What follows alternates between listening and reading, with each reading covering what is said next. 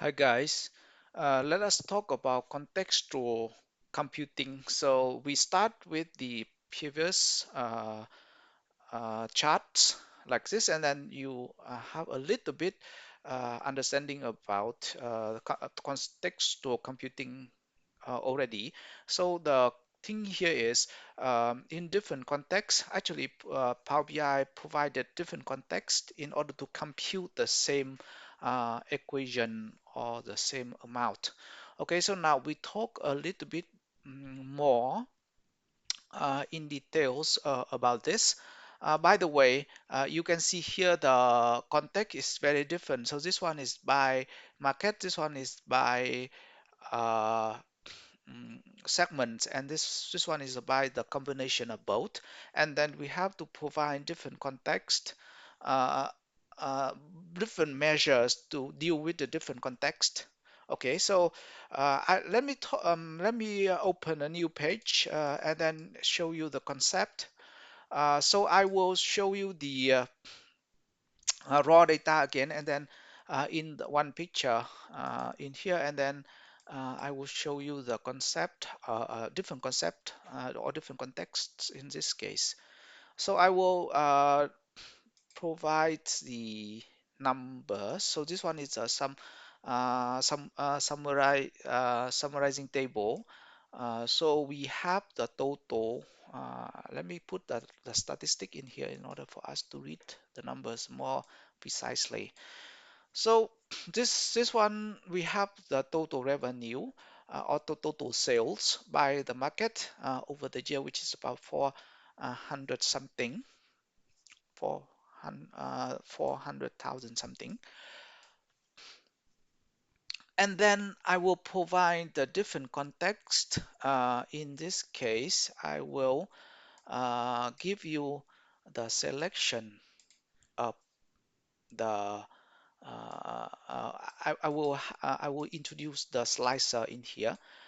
If you don't want, then you can use a filter as well. In here, if you use a filter like this and you only select Indonesia and Malaysia, you can see the context change already. This one is the overall or the global context.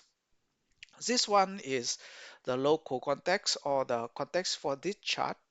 Uh, and then if you don't select anything, it will become the global. If you select anything, it will come the local to this chart only, not the global picture. Okay. Uh, Now let me remove the filter in here and then use the slicer instead, and you see the difference between the slicer and then the filter. For the slicer, if you introduce, for example, market in here, you can select the slicer and then you can see it affect it will affect the two views at the same time. So in this case, this one control the two. If you don't want to, you only want the slicer to control this one or this one, you can just select the slicer, go to the format, go to the edit interaction, and then this one is currently, it means that this selector will filter those two, but you don't want to um, this to control this view, you just put on the none, and then as a result, this one is control and then this one is not. So now if you change anything in here, this one will be updated, but this one stays the same. Okay, so that's the difference between the slicer and then the filter. So for the filter, the slicer will can influence many views at the same time, unless you want it not to. And then the filter, normally in filter in here, it will affect the local context unless you put it on the page level or in the on page level, which is in this case the report level or the document level. Okay, now after this I will show you the difference between the context in this view. In the same view, I will show you the context uh, by uh, by the measures. Okay. So let me put this one down to the last items, and then uh, later you can compare like for like. Okay. So for this case, actually I wrote all the measures in this table, but I will show you that actually you don't need to do that. You can make a new table. In this case, I will make a dummy table called the master. Okay, hold on. I need to expand this one. Equal to series, generate series 1 to 1. So this will generate a table called master in here, which has only one value. I don't care if you want to see the table, you can just switch to the tabular mode here, table view here, and then you see the table has only one column, and then the column has only one value, which is 1. But I don't care about what it has in this table. I just want a placeholder here. So I want to hold all the measures in this table, and then later if I want to copy it somewhere else, I can just use this table. That's it. Okay, so the first expression or the first measures I want this to hold is the global, and then I will do it by sum x of the table T1 and then the column value. So sum all the values in this column of this table together. Now, if I put this measure in here, it will it will be the same. It will be everything like for like with this one. And then if you select the different country, it also matches like side by side like this. Or you can select two of them at the same time. It doesn't matter anyways. But this is not what I want. I name it globally, meaning I name it global, meaning that I want the global value, which is this value. Okay, so how can I do that? In here, you only need to fix one thing, which is O, and then you're done. There you go. So whatever you select doesn't matter. It will give the the value of this guy. So it will give the 436 in here in everywhere. So this is important because sometimes you want to, for example, if you want to compute the percentage of this guy in the overall picture, and then how can you do that? Then this is the only way you can do that in Power BI. Okay. So let us compute the the second one, which is I just copy the whole thing here, and then I will name it selected or all selected, and then I change this one into, instead of all, I will use all selected.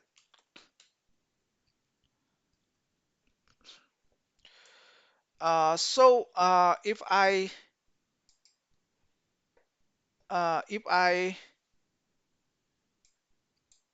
insert the expression in here, I have another number, and then how to understand this number?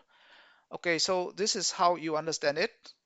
The first thing I need to do is to just remove Singapore, and then we look into the Indonesia number, and then you can see this one like for like. Okay, so this one the default expression, and this one is the all selected expression. They are the same. Now, if I introduce Singapore in the picture, this one will change, and then this one becomes the sums of the two countries. If I introduce Malaysia in the picture, this one will become the sums of the three countries altogether, and of course it will be the overall or the global number, which is all we have. We only have three markets, and that's it. Okay, so now you understand already. There are different levels.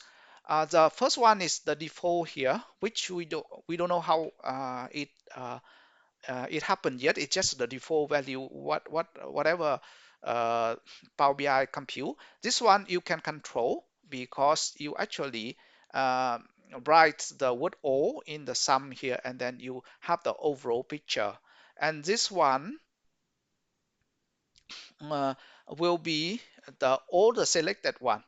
Okay, so let us go back to the example of percentage, right? So this divided by this will give you the percentage of the overall three markets.